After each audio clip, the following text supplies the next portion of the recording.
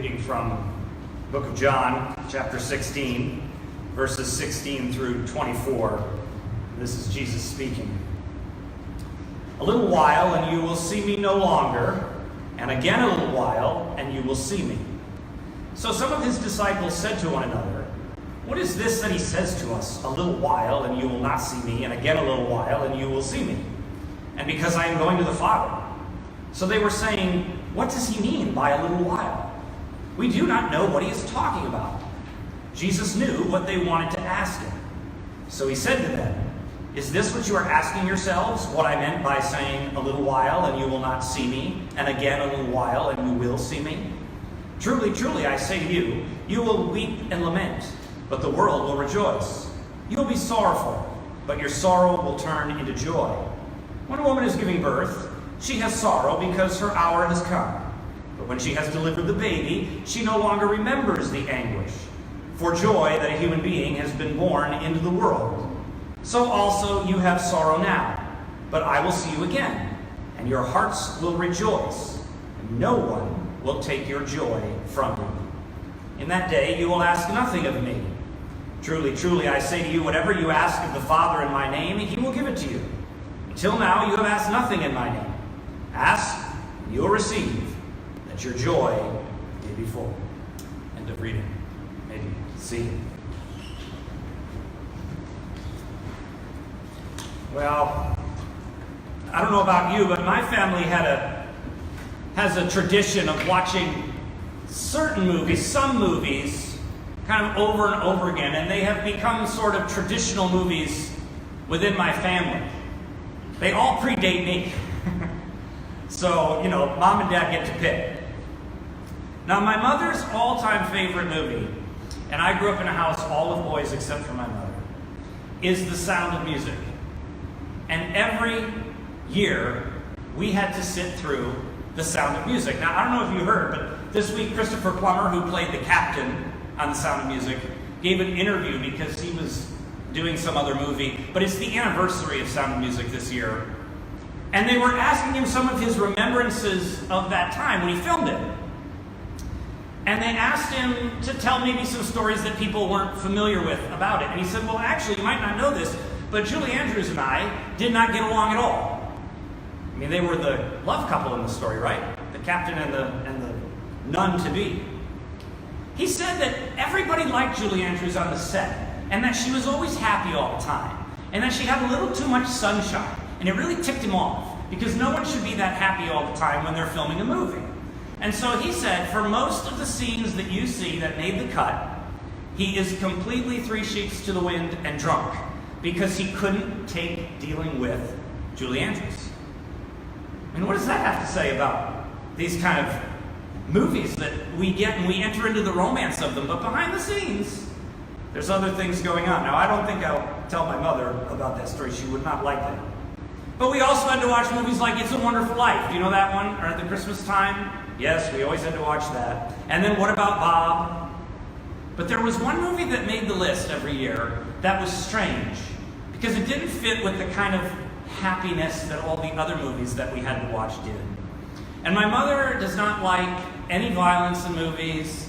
She always walks out of the room. She's like, "I don't even know. How can you guys watch this?" We tried to get her to watch Braveheart once.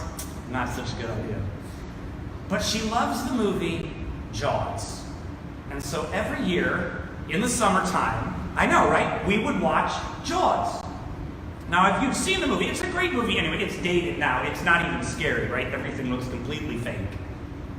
But in the movie Jaws, there's a scene, and it's one of my favorite scenes in the movie, where the three main characters, which is this salty, kind of rude, grumpy captain, and then there's an Ivy League educated marine biologist, and then there's a local chief of police, and they've all come together on this ship called the Orca, and they're hunting this great white shark. And they've had a day that they thought would be successful, because they were able to harpoon the shark, but it didn't kill it, and it disappeared. And now, bored and at sea, they start drinking and they start telling stories. And as they start kind of drinking and telling stories, one of them notices a scar on the other one's neck. And so he asks about it, and he tells the story about the scar. And then throughout the rest of the scene, You're kind of lulled into this kind of forgetfulness about the sharks out to kill people as they tell all these stories about their scars. And they laugh. They even make reference to a kind of psychological scar, because at one point Richard Dreyfuss opens up his shirt and he shows his chest and he goes, "But the worst scar's right here." And the guy goes and looks in and he's like, "Well, what is it?" And I forget the woman's name. And he goes, "Well, so-and-so, she broke my heart." And they all start laughing. And it's this whole wonderful scene about the story of scars. And that got me thinking. Scars are strange things, aren't they? I mean, they are stories, right? They're stories embedded on our skin. Stories of past danger or potential trauma or some type of situation that needed to be corrected, if it's, say, like a surgical scar. And scars remain long after the wound has closed. So we're made whole by scars, but we are not made whole in the same way that we were before. And we can even talk about scars in the metaphorical sense, like I mentioned. Like we can say that our childhood was scarring, or that we suffer from something and it's left a scar for us. And so we're used to this kind of metaphor of the scar. Well, today's reading doesn't mention, per se, scars. But it does make an allusion to coming scars. Scars that aren't yet made and are about to be made. And that the aftermath, once the scar has healed. Let's walk through it and see how this happens. When we come upon the scene, Jesus is doing what Jesus always does, which is talking in riddles, right? He likes to talk in parables, he likes to talk in riddles, and he almost sounds like a fortune cookie in in the reading today. And his disciples don't know what he means. In fact, if you were to keep reading in this chapter a little bit further, they actually say, let me just find it here. They say this later on. They say, now you are speaking to us plainly and not using figurative speech. So Jesus is kind of annoying to be around sometimes. And this is one of the times where he's annoying. He makes this statement, "A little while, and you will see me no longer. And again a little while, and you will see me. Now you see me, now you don't. Then you're going to see me." Now, they know Jesus means something by this, because this is the way he talks. But they don't understand what it means. And if you had read earlier in the Gospel of John, you'll know something about these disciples, which is they're highly competitive, and they want to be seen as the best one in Jesus' eyes. So no one is going to go up to Jesus and say, "Excuse me, I have no idea what you're talking about. Could you explain that?" Because that would make them look dumb in front of their chumps. So instead, they debated among themselves to see who's the most clever and who can figure it out.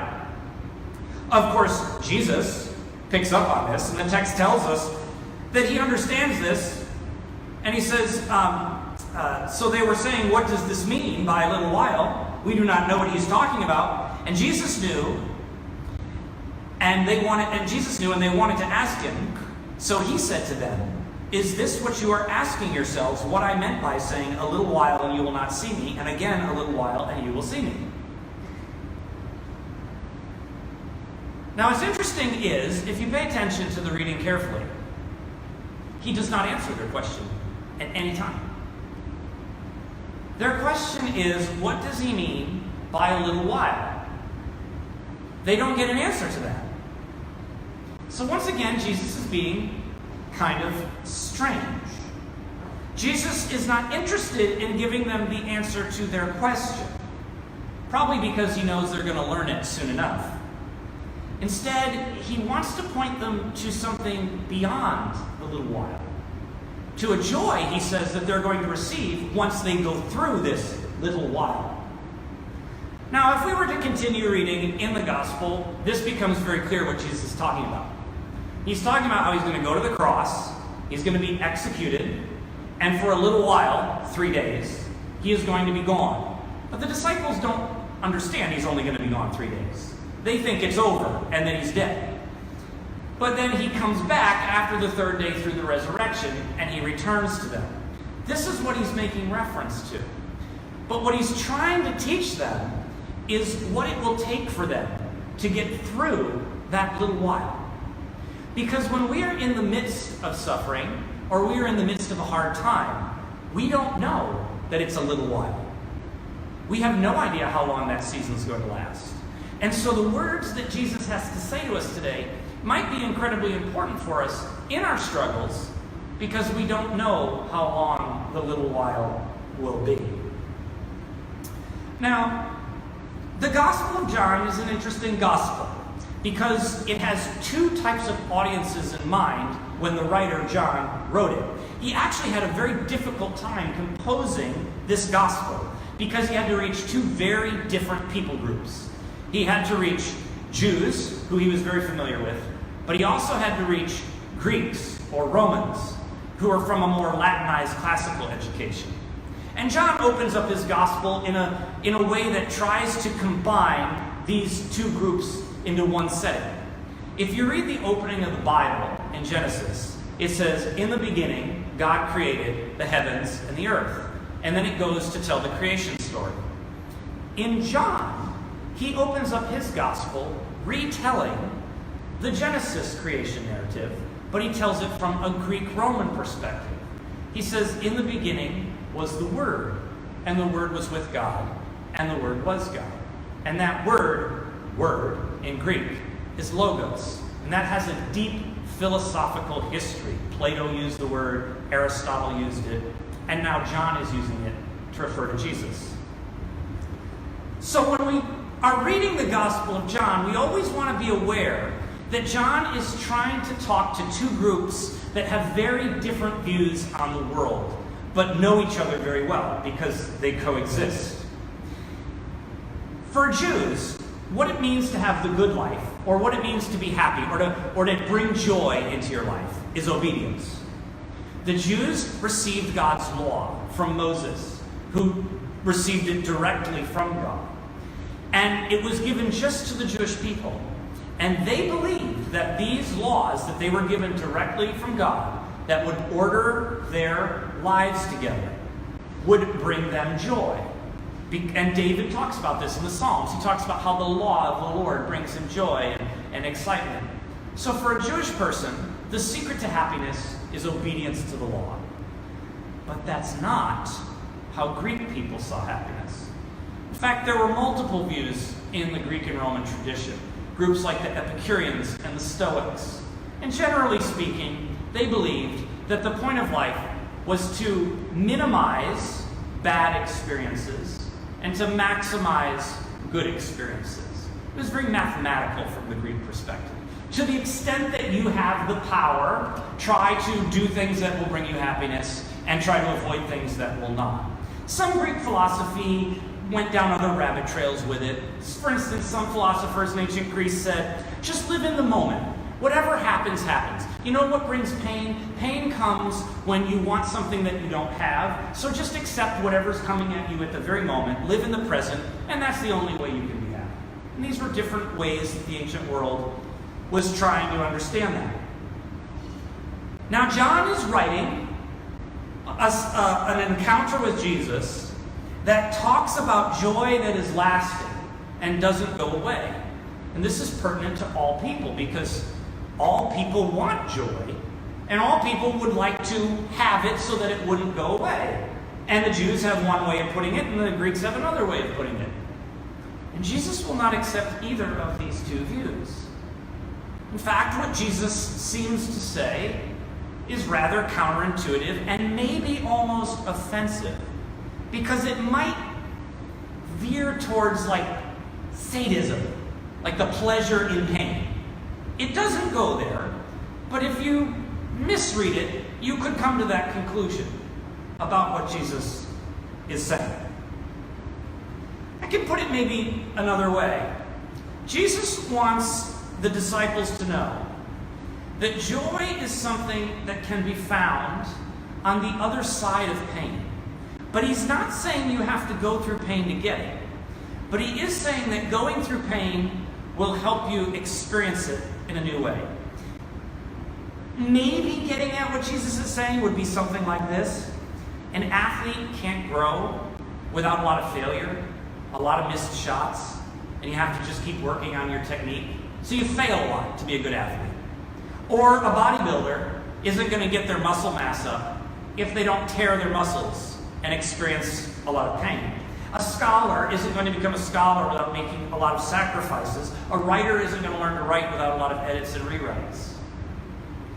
There's something about having to go through something that's a winnowing effect, a harrowing effect, that reduces us down to our core. And it's maybe at that moment when the things that aren't necessary have been taken away, and the things that are necessary are threatened, that we are most primed to want and to partake of joy. Because so often we think that joy comes from things. But we know better. You don't have to be a Christian to know that happiness isn't something that you can buy. So to understand this, let's really think about the metaphor that Jesus uses to explain this, which is about a mother giving birth. Now, giving birth was the #1 cause of death among women in the ancient world. Some scholars put it as high as almost 50%. Now, that's all things being equal. Different regions, people had better chances than others. So, as you approached your due date, everyone became anxious. The woman became anxious because her life was in jeopardy. If the woman had children, they became anxious because maybe mommy wouldn't make it. And the husband became anxious because he might lose his wife. The woman had additional anxiety, though, beyond death. One anxiety is that she would have a girl. This is very hard for us to kind of understand today because our society is far more co-equal than the ancient world was with their system of patriarchy. But their patriarchal system also came down to simple economics. Most families, unless they were very wealthy, would not have multiple girls.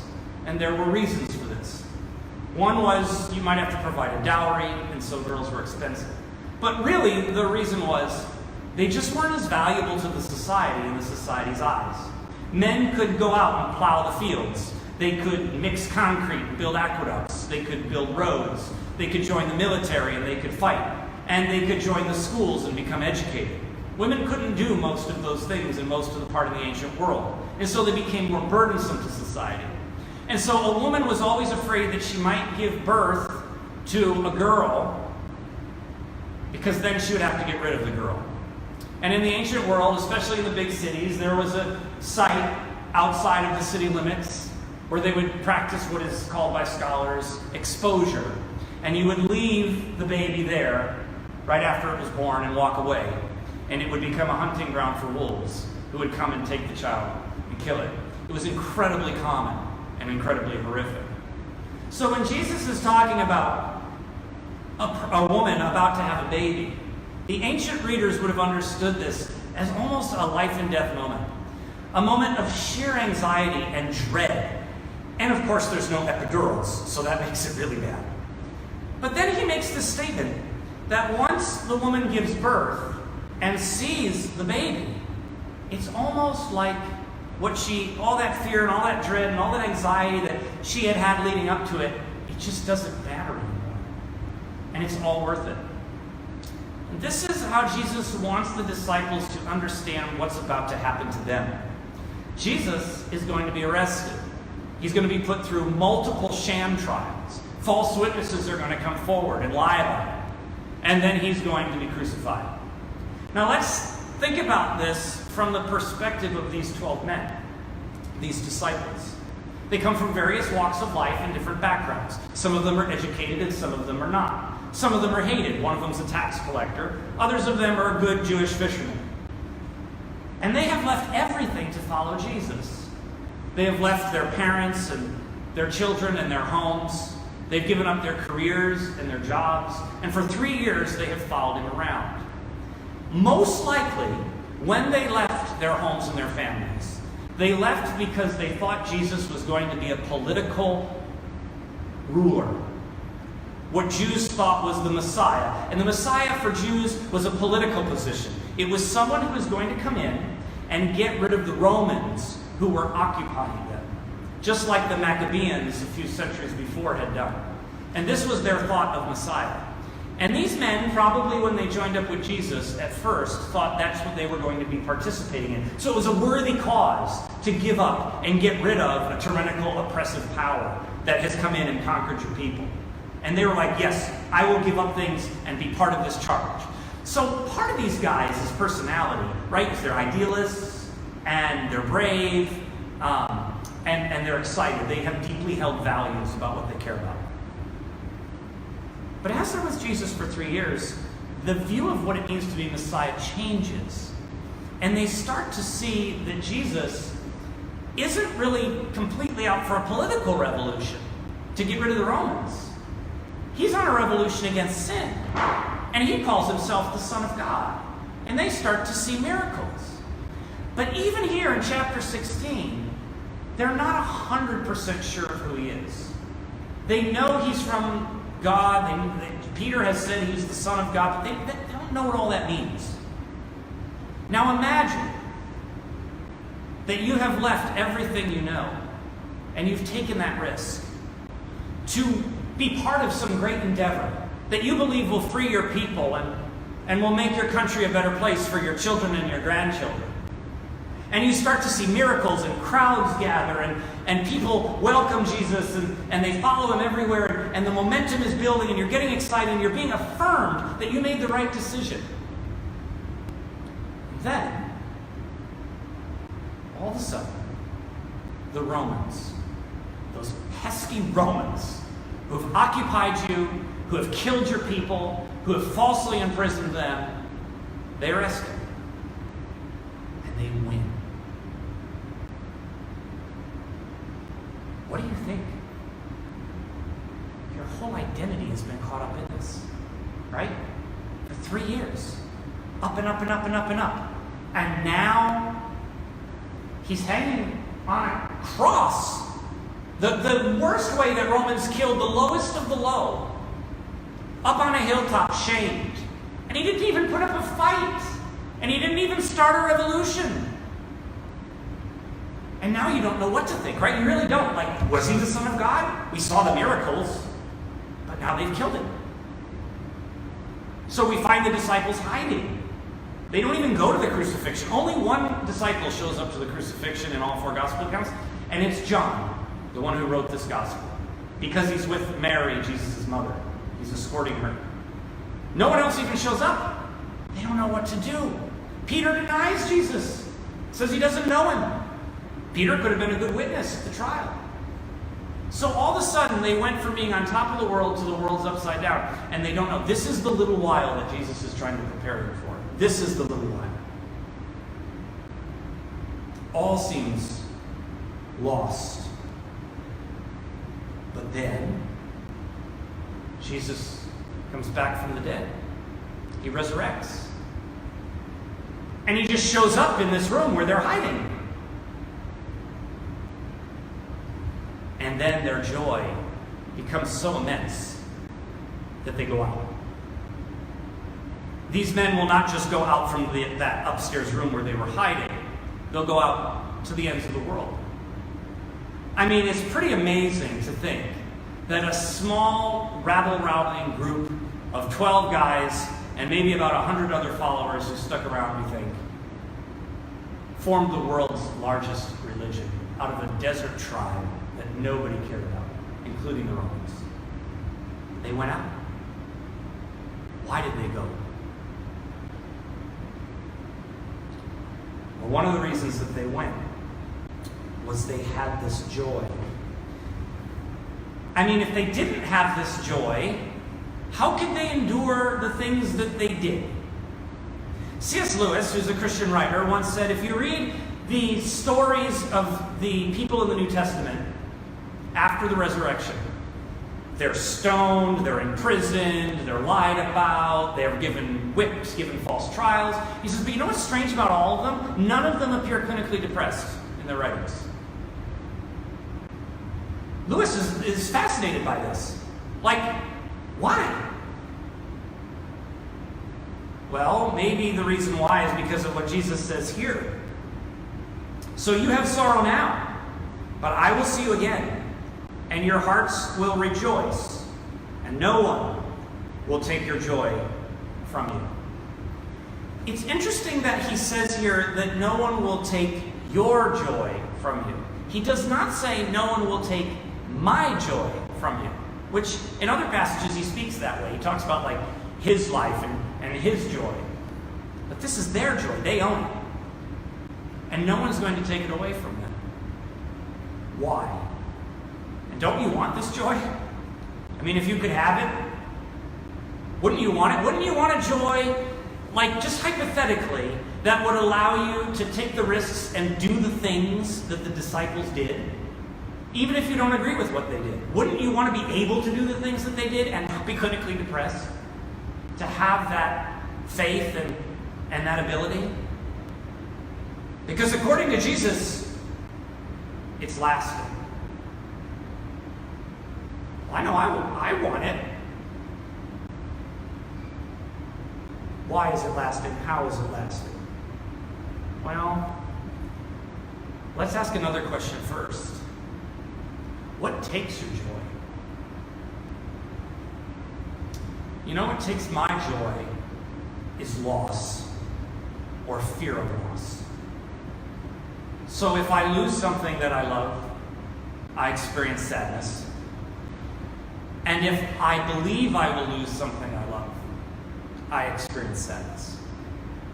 So there's probably other reasons for things that will ruin your joy, but I think that's one of the bigger ones. Loss.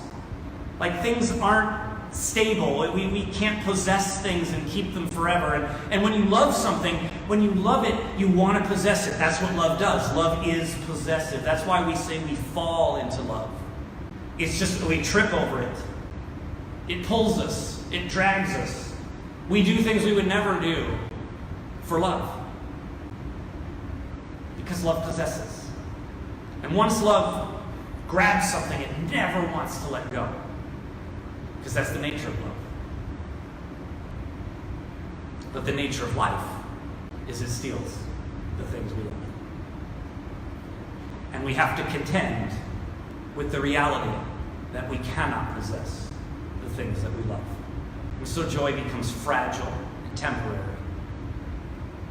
So if Jesus is offering a lasting joy, I want to hear about it. And I want it to be more than hyperbolic, like a hyperbole. I want it to be more than a metaphor. Because if he's talking about it hyperbolically, or if he's talking about it as a metaphor, then it's worthless to me. I don't need another metaphor for joy. I want to have the joy that the disciples do these things.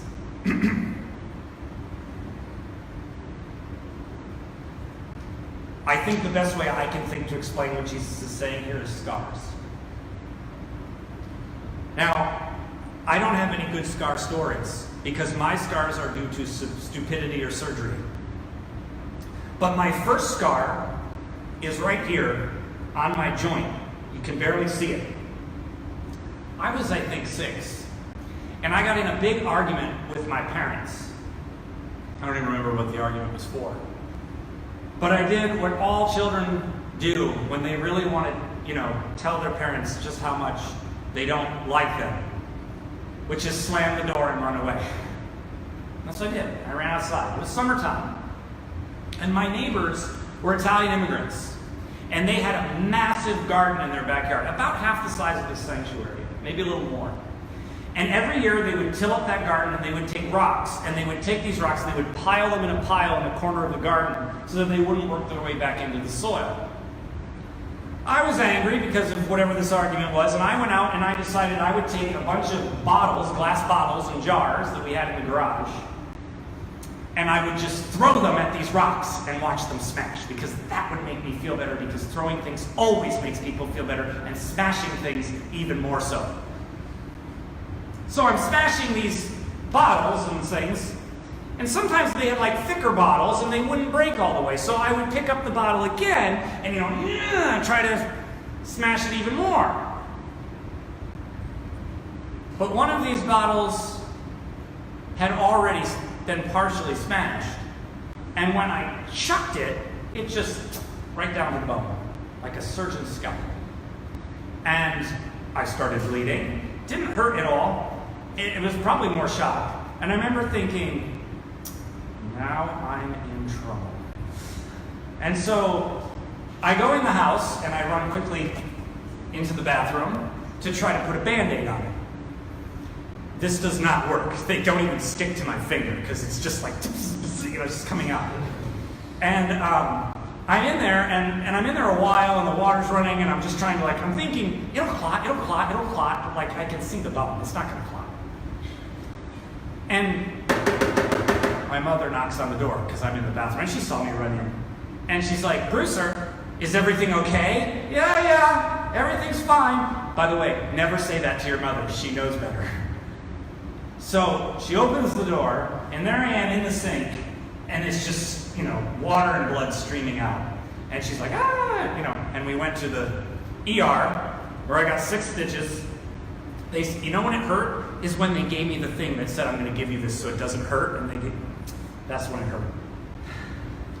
Now, every now and then when I'm working, I will see this scar, and I'll smile. Because it reminds me that I'm stupid. In a good way. Like, I'm a klutz, I get angry, I can lose my temper, I can do dumb things. And, how funny was that I thought that doing that would make me feel better? Now, I don't throw jars at piles of rocks anymore, but I'm sure I have my own new stupid ways of dealing with things. But there the scar sits. I'm healed, but I'm not back to the way that I was. That's the good thing about a scar. I think what Jesus is telling us this morning is this, at least through what he's trying to teach the disciples. They're going to go through this little while phase where they think all's lost and that everything's over.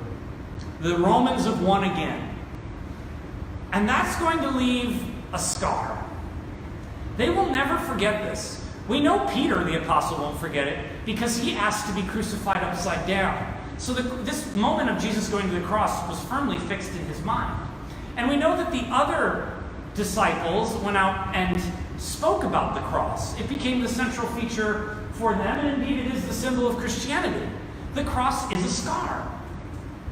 But here's the very interesting thing I think Jesus is saying about joy that I don't hear too many other people say. Joy can coexist with pain or sorrow. It is a both and, not an either or. At least it can be a both and, not an either or. And the reason for that is that the disciples learned through this time period that Jesus defeats death. If it's true that Jesus is who he says he is, and Jesus rises from the dead, and he defeats death, then what that would mean for them is, I can't lose. So I lose my life. I'm going to find it again in Jesus. So I lose my loved one. I can find him again in Jesus. So my health degrades, but I can find healing in Jesus. My identity has been changed because something has happened. I've lost my spouse, I've lost my job, and now I don't know who I am. But I can find joy in Jesus. So now let me try to define what I think biblical joy is. Biblical joy is buoyancy. So think about like a life vest. If you take a life vest and you push it under the water, right? And you let go, what does it do? It's back up. If you push it down again and you let it go, it comes up. And if you drag it way down deep and you let it go, it comes back up. That's biblical joy. See, it coexists in the waters, in the troubles. It comes back up. Even the Psalms talk about this. They talk about, David says, the waters are up to my neck and they're about to overcome me and they're going to drown me and I'm in the darkest place and what am I going to do? And then he remembers the Lord and he says the waters don't get him. See, sometimes we're going to go through a little while where we're pushed underwater. We can't breathe, and we think we're going to die, and we think there's no hope. But what Jesus is talking about, this joy that he's talking about, is what are you worried about? All things find themselves in me. If you trust in me, you're going to come back up. Now, in the book of Hebrews, it talks about Jesus enduring the cross, and it tells us why he was able to do it. And it says, for the joy set before him, he endured the cross. And that's all Jesus is saying here. The woman endures the birth pangs because she wants to see the baby. We endure suffering because we want to see Jesus. Because we know that Jesus will return to us everything that we lose in this life. And this life becomes kind of a little while. And I close with just the last thought that Jesus makes, which is this famous passage. He says, in that day you will ask nothing of me. And truly, truly, I say to you, whatever you ask of the Father in my name, he will give it to you. Until now you have asked nothing in my name. Ask and you will receive, that your joy may be full. Well, I want that full joy, just like I want that buoyancy. Now it's interesting because people read this passage and like, wait a minute, that's not true. I've prayed for things and not gotten them. So what do you mean, whatever you ask of the Father in my name, he will give it to you? Because that's not my experience. But they're not reading the verse right before this. The verse right before it says, in that day, you will ask nothing of me. You don't need to ask for joy, for the things that you think will bring you joy, if God is already giving it to you. You don't need the new car to bring you joy, if Jesus is your joy. So you don't need to pray for a new car, thinking that that will make you happy. Or pray for a change of career because you think, well, if I just change my career, that'll be happy. If I just have this next relationship, that'll make me happy. Or if I just don't have this, problem that I'm dealing with in my life, then that will make me happy. And so on down that path. Jesus is saying, why don't we go around all that? And why don't we realize that the hope of Jesus Christ and forgiveness of sins and everlasting life bypasses that whole system? And therefore, when we pray, we can ask God for the things we really need. And not the kind of things that we think we want that won't ever get us to joy. Because God has already given us joy in his Son, Jesus Christ.